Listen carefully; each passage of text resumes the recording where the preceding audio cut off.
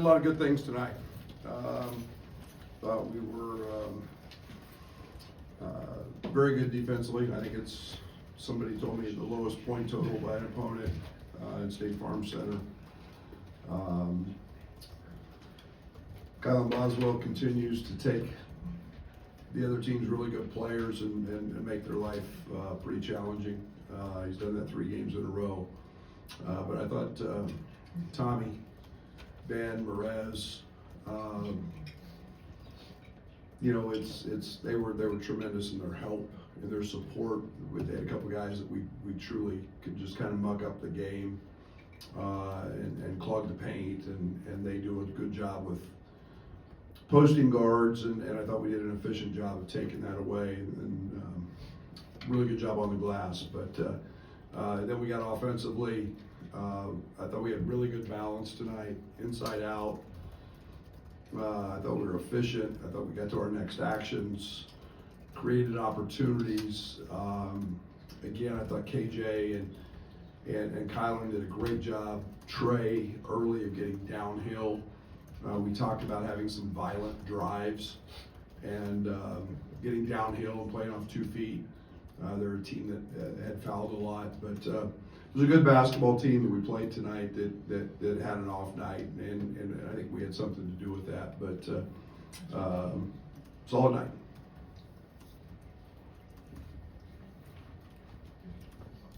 Brad, as you mentioned, it seemed like there was an emphasis early to get it to the paint, off the bounce, and play off of that. What can that open up for you guys, even if you end up taking a 3 at the end of the day? That's what we want.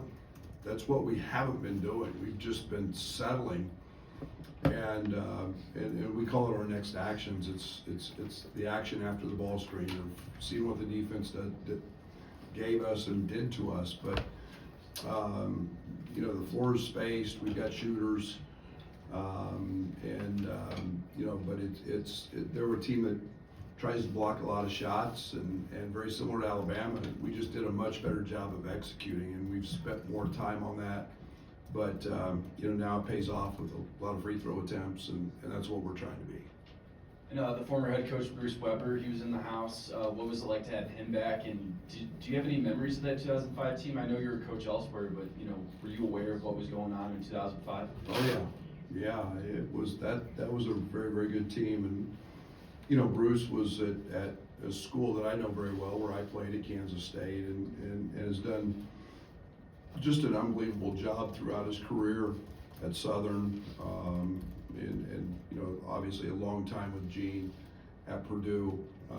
The coaching profession is a pretty small profession, and it's a great network, and Bruce is respected as one of the really good coaches in the history of college basketball. So, now for the Big Ten to have him doing games in studios is it's refreshing. It's good for Illinois, because he was here. But and he's fun to talk to. He's got great wisdom and a lot of memories of things that went on in here. I didn't remind him about the 33-point game that happened here, but I thought we were pretty good tonight with 34 points holding our opponent. But then I found out it wasn't the low point total. But I probably could have mentioned that on the air and had a little fun with him. But I'm sure that was a great game for the fans to watch. Brad, the offense was sharp tonight. I just want to get your thoughts on just the intensity from the start. It's funny, because I told our staff before the game I was a little worried. I thought we were a little flat, just kind of in the locker room. But again, I think that's where Kylan just gives us really good maturity, and I think Ben understands that. They know that team played Arkansas in the second half. They got down big early, and they fought back and competed. And we talked a lot about how flat and just didn't play the right way against Maryland Eastern Shore. And so we've had we had a good day of practice, and it was just a mental thing. So I think you can obviously tell we were sharp. You can look at our free throw shooting; we were sharp. And that's a tribute to the leadership that we're starting to develop on this team. Brad, you often talk about not getting screened. It seemed tonight they were much better at being able to navigate those ball screens, getting over the top of them, getting through those screens without getting caught. What's been how's that worked for them? What's the transition like for those guys? Yeah, it's hard. It's one of the hardest things to do is to avoid getting screened, and you know, it's an anticipation, it's understanding and seeing the play, knowing what they're trying to accomplish, you know, and then having some physicality to you, you know, and it's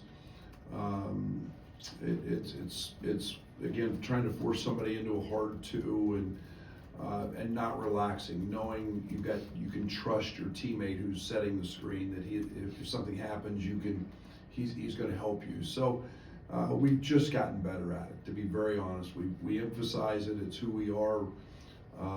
You know, Kylan, KJ do a great job of it. Trey was really good tonight. The first screen of the game, he got screened and gave up one. And after that, he was really good, just physical. And it's different than most teams play, but it allows us to be good and efficient. Coach KJ and Will both said that they don't really think of themselves as freshmen per se. I know Tomislav is technically a sophomore, but is this an atypical freshman class, or are they still working through freshman things to clean up? They're still freshmen. You know, I think it's good they don't think of themselves that. You know, as we get into some of these games and schemes and scouting and the knowledge and understanding that other teams will have of us and what they will do, that some of that is new. It takes a little longer to learn things or grasp things, whereas when you're a veteran, you just, you know, I've seen that. I know what to do. But they're very seasoned. They've all played a lot of elite level basketball. They've done it on world stages, and you know that's comforting. And they've all done it against really quality players. So there's no intimidation that, well, the guy I'm going against is projected as a first round draft pick. They see that every night they play or against other pros. So that part of it, I think they're all pretty comfortable with. But just the you know, the knowledge and understanding of the college game, there's still some growth there. KJ talked about the focus going into the game being defense, and just to have like 11 steals out of the 14 turnovers you face, is that a typically high ratio? For us, my goodness, that might be a season's worth. I think we're pretty close to last in steals in the country. It's not what we do. It just happens that we were handsy tonight, and I thought again it was a lot of credit to Ben and Tommy earlier and Merez for clogging the paint up, for being active with their hands. You know, Trey and Kylan both have really quick hands and the ability to get in there, and then you know Will's just long, so he gets his hands on quite a few, and KJ has been really active. Like he had 4 steals the other night. So yeah, we're getting better at it. That's a high number for us, and I wouldn't expect that every night. But you know, we'll take what they give us. Brad, KJ obviously set the table tonight, but I thought the last couple of games he's been more aggressive offensively. Is there anything you've just seen from him in practice that kind of led up to this? Yeah, he's been trying to do that. You know, KJ was a big scorer.